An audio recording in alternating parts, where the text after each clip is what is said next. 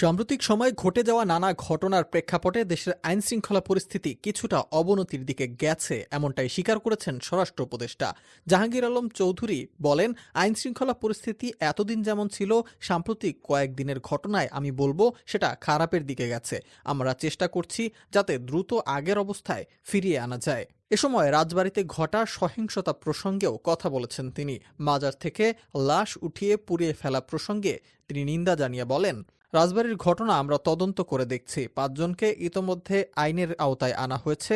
তদন্ত শেষ হলে পুরো বিষয়টি স্পষ্ট হবে। কারা এর সঙ্গে জড়িত ছিল তা তখনই জানা যাবে। তদন্তের স্বচ্ছতা নিয়ে প্রশ্ন করা হলে তিনি বলেন, কারো অবহেলা বা গাফিলতি ছিল কিনা সেটা তদন্তেই বের হবে।